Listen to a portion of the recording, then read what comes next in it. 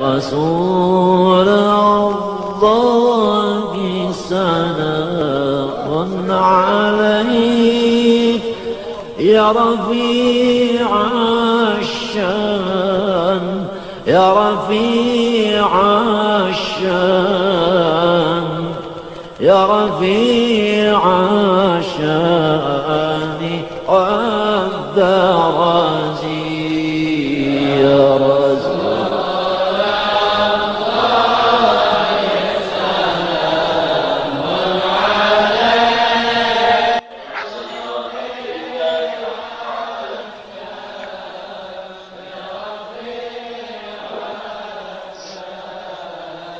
Bismillahirrahmanirrahim. Alhamdulillahi rabbil alamin. Wa bihi nasta'in ala umuri dunya waddin. Wassalatu wassalam ala sayyidil mursalin wa imamil muttaqin sayyidina wa maulana Muhammad wa ala alihi wa sahbihi ajma'in. Allahumma basalli wa sallim ala sayyidina Muhammad miftah babi rahmatillah adada ma fi ilmillah salatan wa salaman daimaini bidawami mulkillah wa ala alihi wa sahbihi wa man walah wa la hawla wa la quwwata illa billah.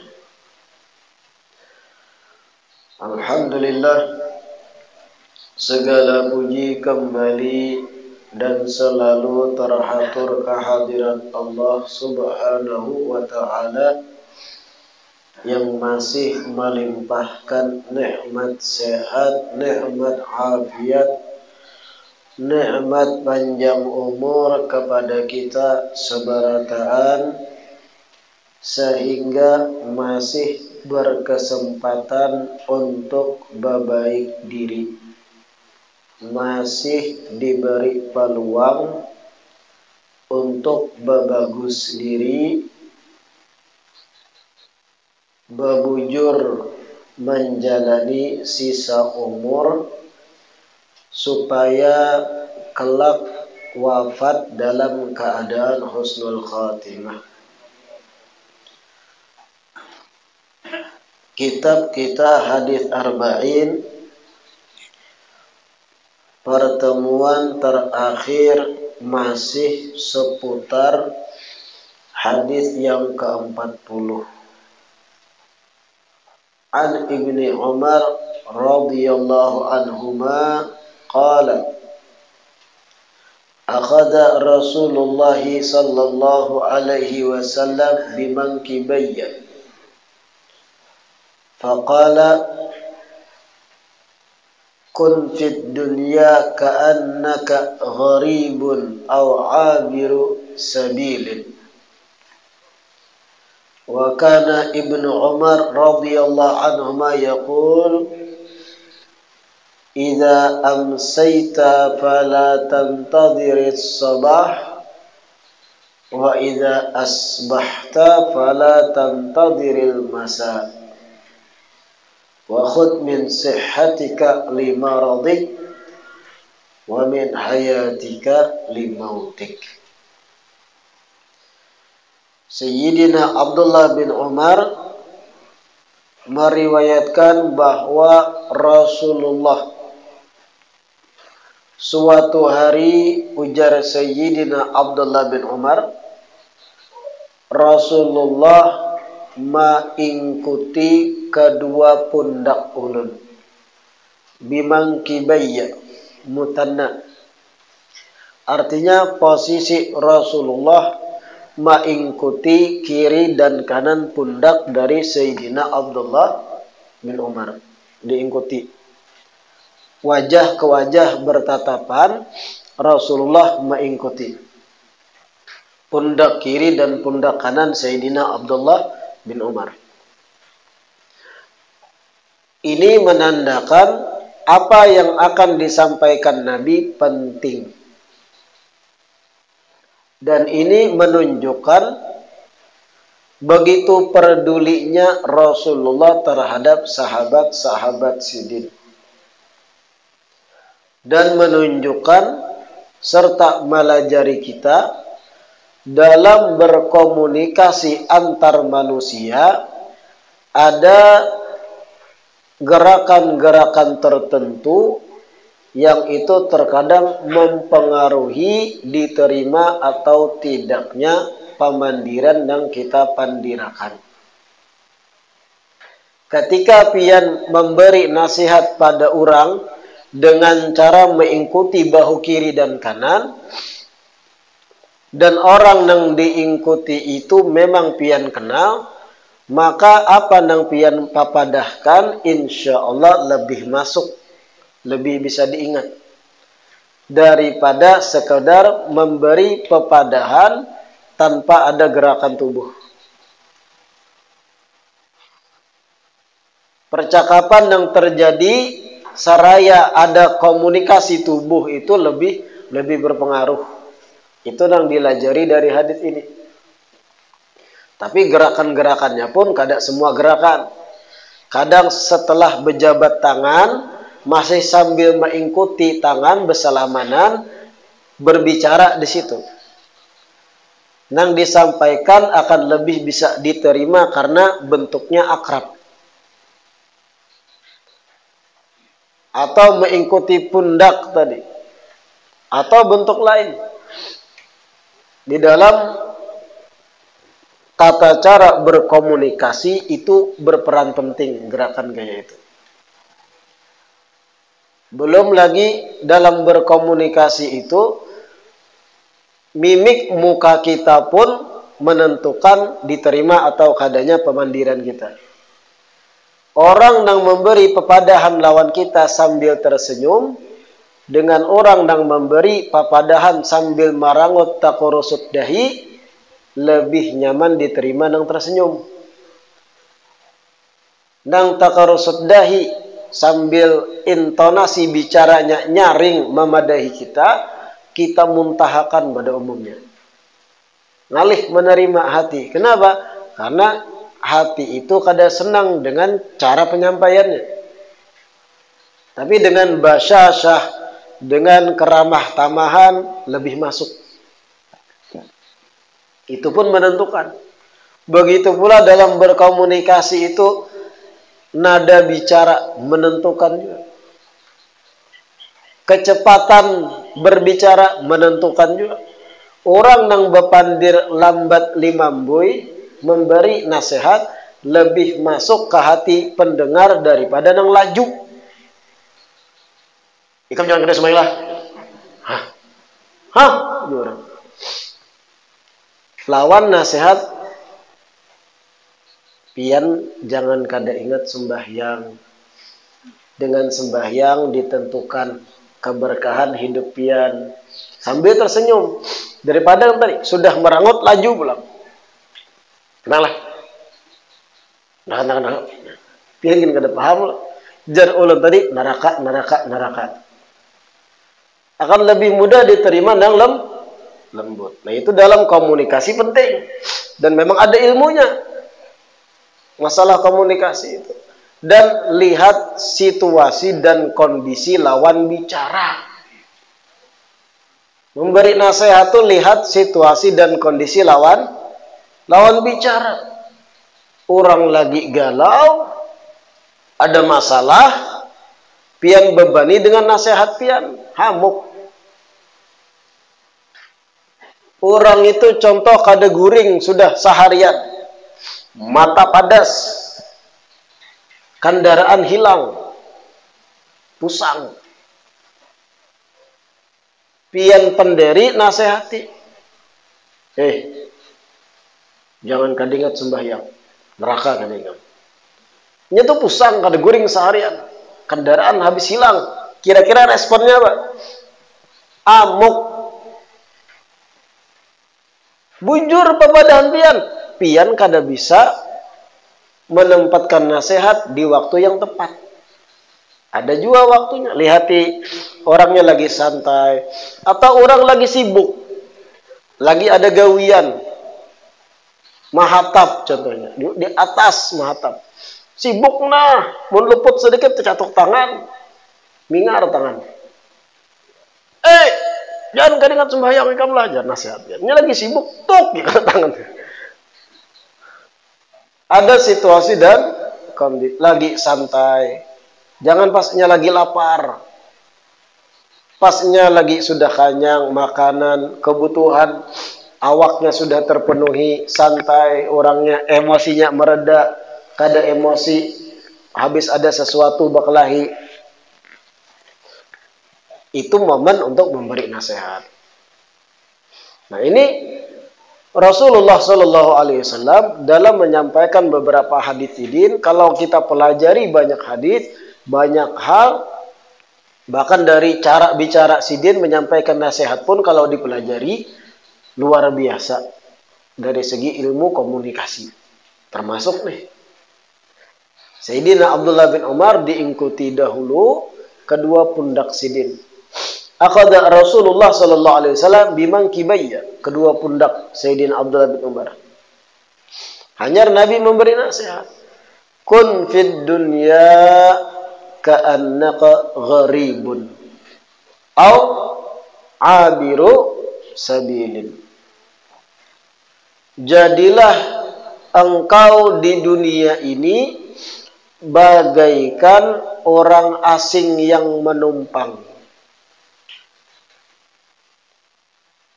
Atau jadilah bagaikan orang yang sekedar melewati jalan. Singkat saja nasihat Nabi. Ada panjang papadahannya. Tapi kalau didalami, ini prinsip yang harus ada di tiap muslim.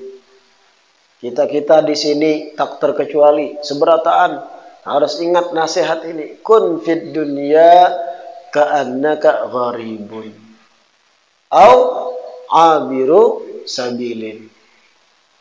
Jadilah engkau di dunia ini bagaikan orang asing.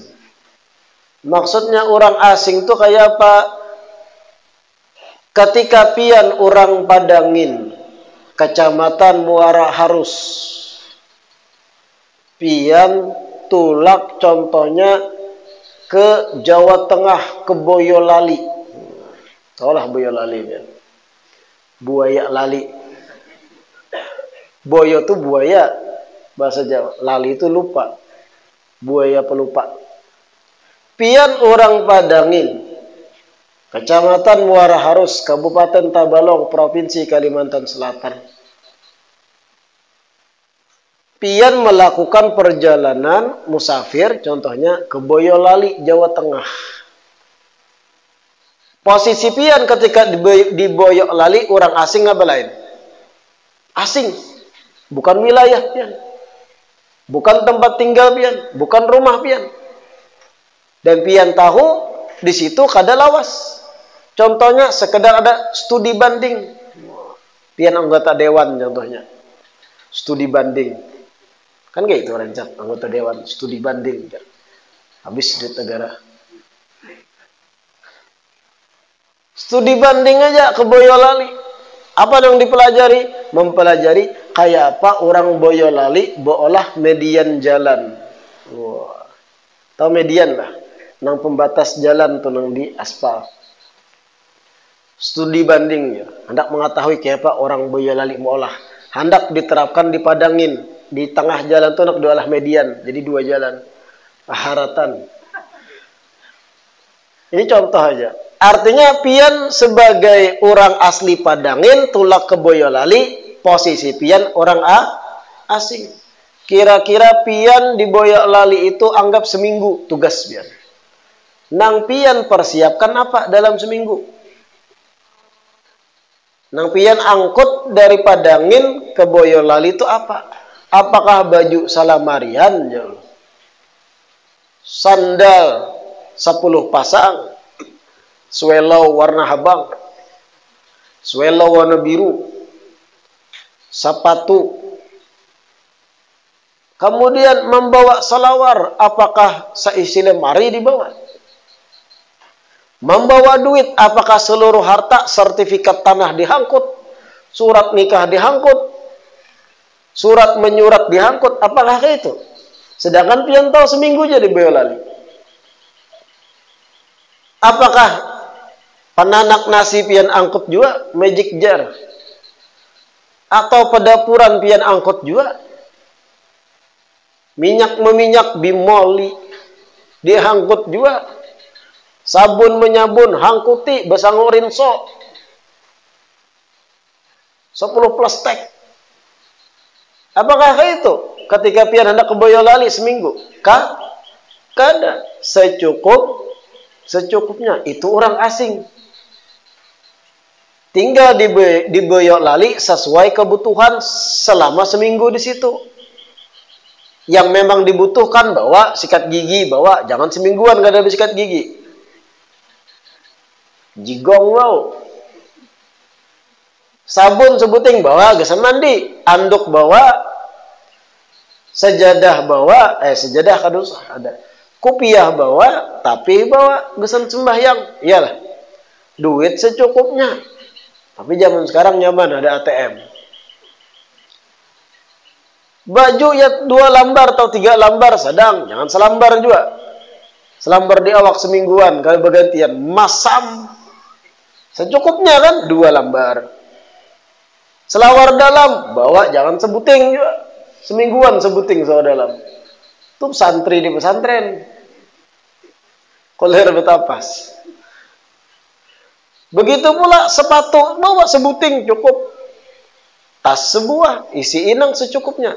Itu nasihat Nabi. Ketika ikam tinggal di dunia, yang mana kita yang hidup nih masih di dunia, jadilah ikam, jadilah pian, ka'annaka gharibun. Seakan-akan orang asing. Secukupnya.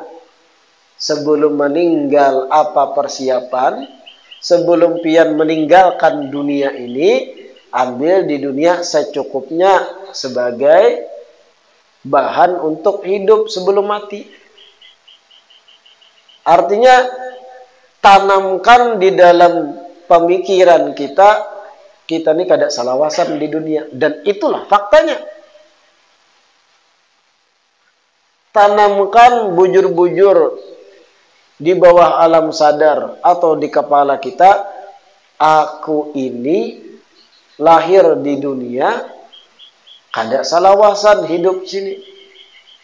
Ada suatu saat yang entah kapan, bisa 1 mat lagi, bisa lawas, bisa setahun, bisa 2 tahun lagi, yang mana aku berpisah dari orang-orang sekitarku yang hidup. Awakku dibungkus kafan, berapa lapis, jenazahku dibawa ke masjid, disembahyangkan orang setelah sholat berjamaah, diumumkan oleh perwakilan ahlul baitku tentang hutang piutang, lalu dihangkut orang pulang kepada kuburan. Berakhirlah riwayatku. Dan itu akan kita lalui. Artinya kada salawasan aku di dunia nih.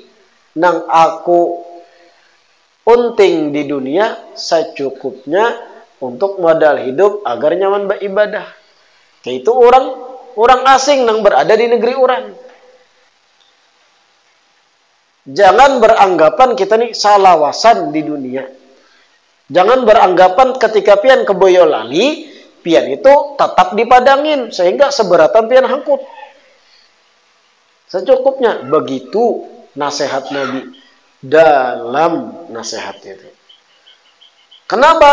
Karena pada faktanya kita lihat ada manusia itu nang seakan-akan inya nih hidup salawasan di dunia.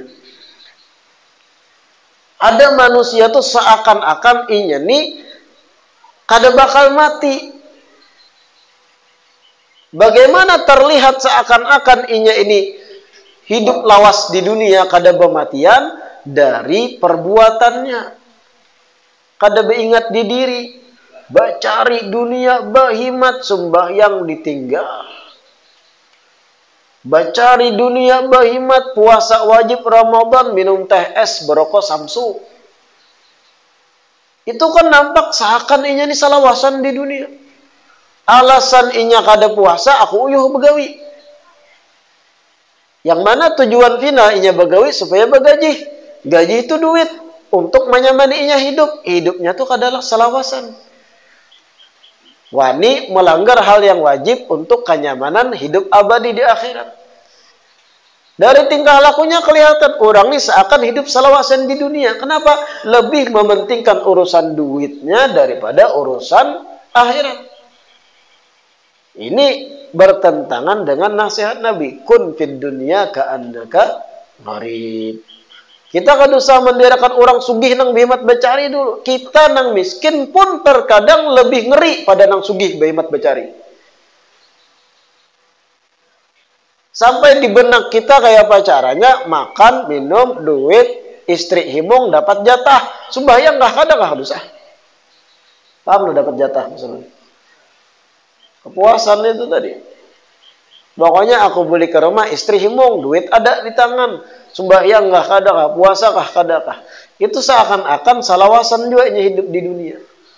Ka'annahu fid dunya daim. Seakan-akan salawasan di dunia.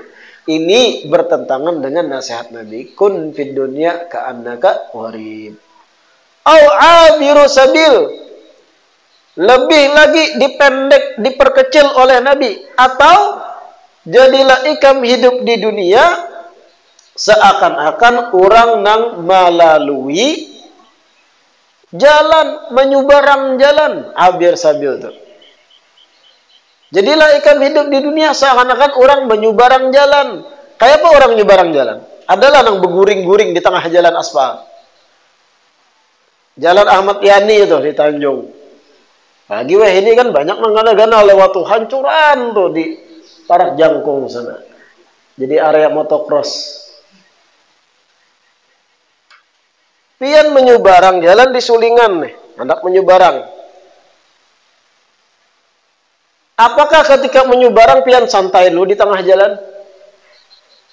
Menyubarang sudah di tengah jalannya, pian santai berabah-abah dulu berokok, ngopi tengah jalan. Kadang kalau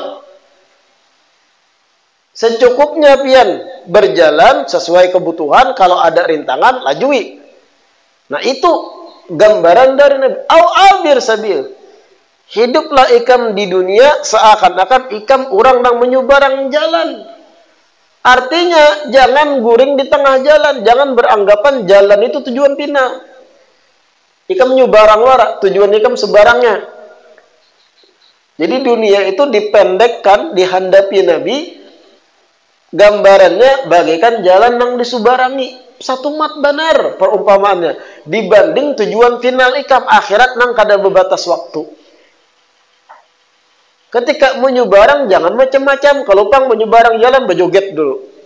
Tuh kan akan plastik wah ini. Ada nang berselfie tengah jalan, orang lagi lampu merah. Kacau. Atau pian di tengah jalan dulu santai lawan kawanan ngobrol. Kada nyubarang. Tujuan final sebarangnya, bukan jalannya. Nah ini au abiru sabil. Jangan sekali-kali beranggapan salawasan di dunia ini. Dan ini nang kita banyak lalai. Merancang-rancang kita 10 tahun akan datang aku harus kayak ini. Harus berisi rumah 10 tingkat. Harus bisi tanah 200 hektar. 20 tahun akan datang aku harus jadi pejabat publik. Wakil bupati barang. 20 tahun akan datang hayalannya. Amun 6 sampai ke situ umur. Makanya jar Sayyidina Abdullah bin Umar menambahi dari nasihat Nabi ini kepada orang yang mendengar riwayat ketika Sidin sampaikan. Idza amsayta fala tantadhiris sabah. Allah. Ketika ikam berada di waktu sore, ketika ikam lagi di dalam keadaan waktu sore hari, jangan menghadangi subuh isuknya. Jangan memikirkan tentang subuh isuknya. Waktu sore itu nang ikam fokus untuk bujur kembali pada Allah. Belum tentu ikam sampai ke subuhnya. Maksud Abdullah bin Umar. Artinya jangan hahayalan kejauhan. Ikam berada di waktu sore, jangan mahayal kayak pas subuh isuknya dulu. Ayo, saking handapnya tuh angan-angan seorang sahabat Nabi. Contoh gasan kita. Ketika ikam berada di sore hari, jangan mahayal isuk subuh kayak apa. Wa idza asbahta fala tantadiril masa. Ketika ikam berada di waktu subuh, jangan mahayal kayak apa sorenya. Handapi hayalan tuh. Kunci pemikiran tuh. Handapi, jangan panjang angan-angan. Mahayal, lagi waktu sore nih. Mahayal, isuk subuh aku hendak basapidaan, bejajampingan. Wah. Mahayal dah. Itu seakan-akan inya tuh kada terpikir. Siapa tahu malam tuh jadi cabut nyawanya. Hilang. Karena yang ngaran kematian kadang mengenal waktu. Berapa banyak yang hilang dicabut padahalnya sigar bugar. Sehat walafiat. Tiba-tiba entah kecelakaan, entah jantung, entah ini. Idza amsayta fala tantadhiris sabah wa idza asbahta fala tantadhiril masa. Ini melajari kita untuk qasrul amal. Apa qasrul amal? Memendekkan angan-angan. Tetapi jar ulun, kalau angan-angan itu adalah hal kebaikan dari sudut pandang agama, bagus. Kayak apa angan-angan kebaikan dalam sudut pandang agama? Contoh, aku seandainya sukses 5 tahun akan datang, berduit banyak, aku akan sisihkan hartaku membantu TPA. Aku akan membantu urusan manajemen TPA. Aku akan membantu urusan pembangunan-bangunan yang harus dibangun TPA. 5 tahun akan datang seandainya aku sukses. Nah ini angan-angan yang baik. Dan itu jadinya pahala niat itu. Bukan hal yang sifatnya duniawi. Bagus malah. Asal ketika bujur 5 tahun akan datang sukses, digawinya.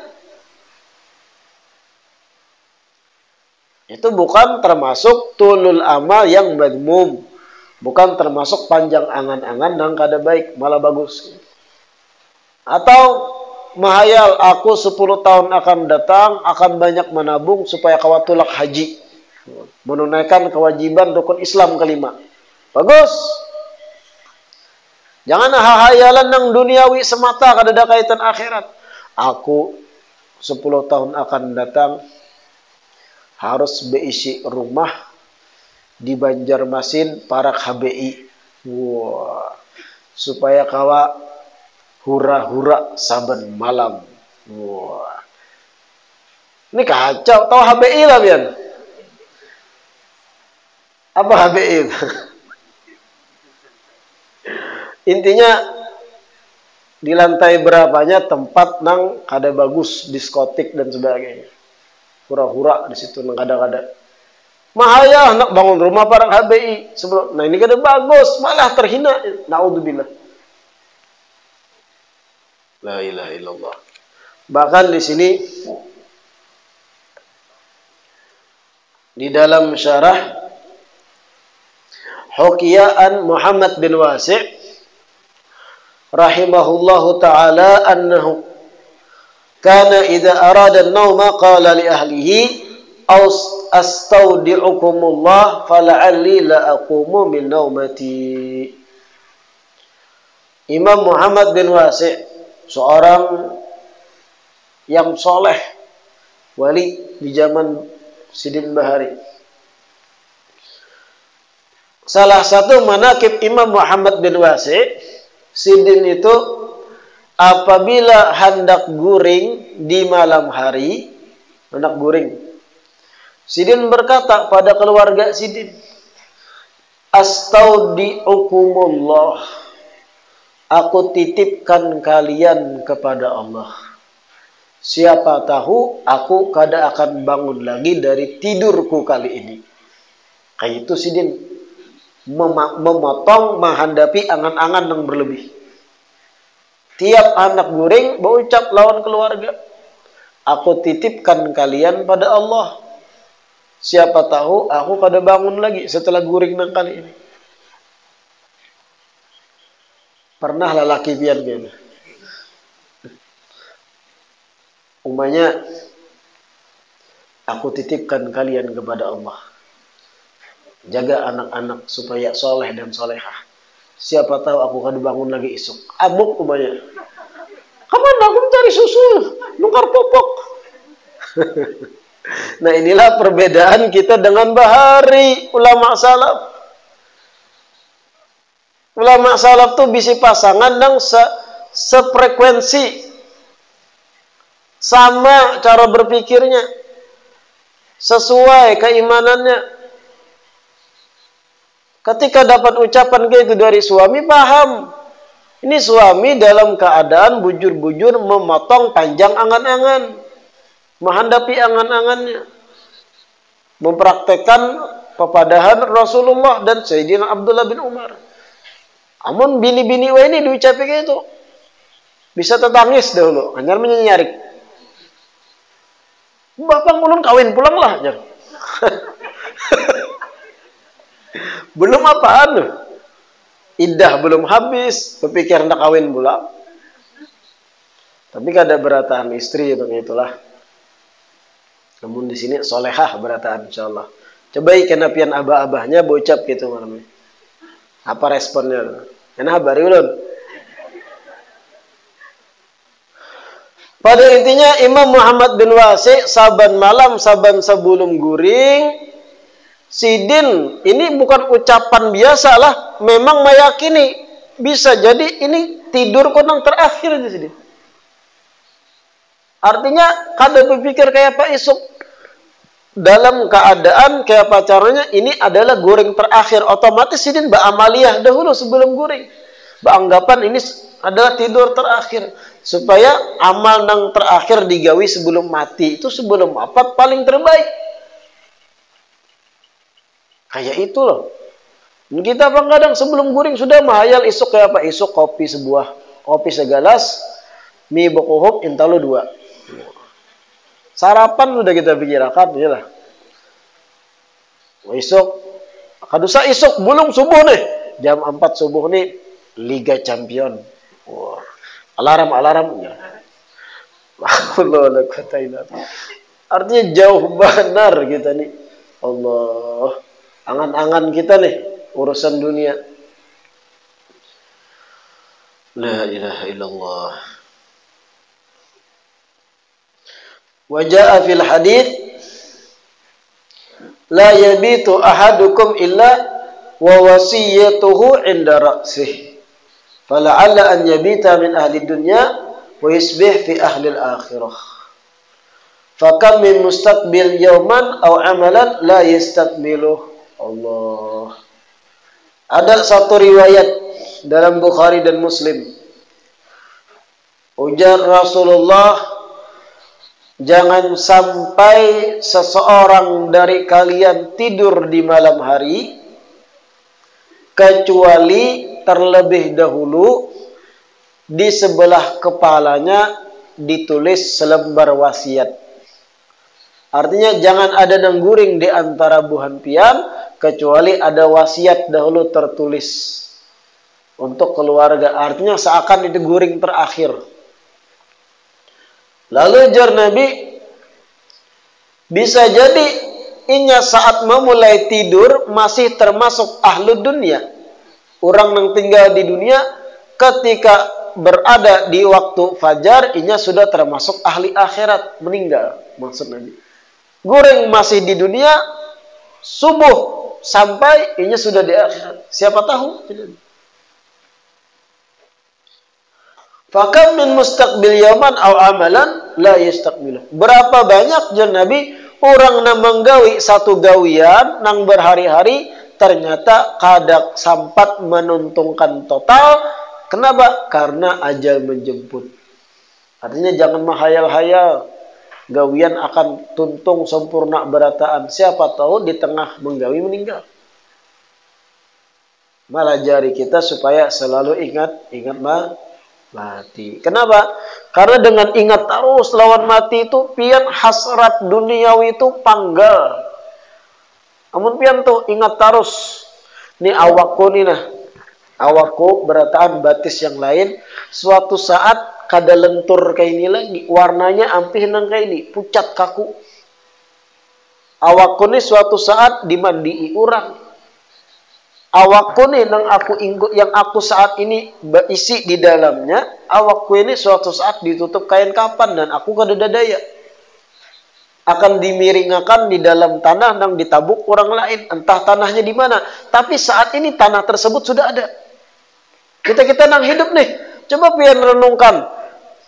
Tanah nang kelak jadi tempat kubur kita di mana kita berpatak untuk terakhir kali jasad kita, itu sudah ada saat ini. Entah di mana tapi. Bukan pian dipadangin, mungkin di salah satu lokasi pemakaman di situ. Tapi tanah yang mana? Mana tahu. Tapi sudah ada tanah itu tuh. Tinggal ditabuk. Yang mana tanah-tanah itu akan bersentuhan langsung dengan kain kapan pian. Sampai terus kena sampai kiamat dibangkitkan lagi di padang mahsyar. Itu sudah ada tanah tuh. Lokasinya spesifik sudah ada dalam ilmu Allah. Disitulah kena kita pian. Kita nih santai, tertawa, terbahak-bahak, makan, minum, santai, ngopi, berokok. Tanah yang akan menjadi persinggahan kita sudah ada. Tinggal digali. Gitu. Di situ lokasi kita. Atau bahkan siapa tahu kain kafan yang akan menyelimuti awak kita itu sudah ditenun. Sudah digawe orang kain kafannya. Sudah di pasar mana. Atau masih dalam perjalanan. Ditenun di Jawa, dikirim diekspor ke Banjarmasin, Banjarmasin dikirim ke Pasar Tanjung dikirim ke Pasar Kalua. Yang mana kain itu sudah ada. Dan itu ternyata itu yang menjadi pakaian terakhir kita. Dan sudah ditenun. Mana tahu. Amun ingat kayak itu taruh yuta. Ada lagi anak himat sampai kada ingat di diri urusan dunia. La ilaha illallah. Siapa kena yang mengangkat awak kita ketika menurunkan ke dalam liang lahat? Orangnya sudah ada, siapa tahu? Bahkan bisa jadi orang yang di antara kita dekat lawan kita. Ini yang mengangkat awak kita kena ketika meninggal. Udah ada orangnya. Di posisi mana kena awak kita diandak ketika disembahyangi salat jenazah, masjidnya sudah ada. Di situ bang kena. Bahkan kain hijaunya yang ada kaligrafinya sudah ada biar dipadangin. Ada kah? Itu dipakai. Cuman kalau kita lalai, ya ada ingat. Dan ini bukan berarti ulun bipe masih andong, sigar, botot. Nang andong bisa berdahulu ini. Ulun bipe orang naja nang sasakan hidung ulun kada. Corona buka dari ulun. Harat muha. Jangan kayak itu. Bisa jadi kematiannya bukan lewat garing. Kecelakaan. Keracunan. Atau hal-hal lain. Jadi jangan beranggapan, ulun anum juga itu jar habis tuh lawas lagi aku tuh. 40 tahun lagi ya. Kada dia nang tahunya aja. Setidaknya paham. Aksiru min dzikri hadimil ladzat. Ujar Nabi, perbanyak ikam mengingat sesuatu nang meruntuhkan kelezatan. Apa? Mengingat mati itu ranjaki. Renungakan kematian. Aku kena meninggal baju terakhirku yang mana ya? Mungkin nang di lemari nang melipat. Mana tahu? Atau baju yang saat ini kita pakai ini. Jadi ini ternyata nang baju terakhir kena. Sebelum dicabut orang dimandi. Tapi mana yang terakhir aku pakai? Sempak yang mana yang terakhir aku pakai? Biniannya BH yang mana terakhir dipakai? Jilbab yang mana terakhir dipakai? Mungkin ini yang terakhir sebelum meninggal. Mana tahu? Coba renungkan ke situ. Sandal mana yang terakhir dipuruk? La ilaha illallah. Bisa jadi ini adalah malam terakhir. Atau bisa jadi seminggu lagi. Setidaknya ingat terus kematian itu pasti menjemput. Supaya apa? Supaya al-ladzat, hal-hal yang sifatnya duniawi dan lezat itu hilang. Kada terlena kita dengan urusan kelezatan dunia. La ilaha illallah. La ilaha illallah. Mudah-mudahan yang disampaikan bermanfaat. Mudah-mudahan Allah istiqamahkan kita dalam majlis ilmu. Allah anugerahkan kesehatan, taufik dan kemudahan mengamalkan kandungan ilmu-ilmu yang kita pelajari. Amin ya rabbal alamin. Kita tutup dengan membaca doa penutup majlis.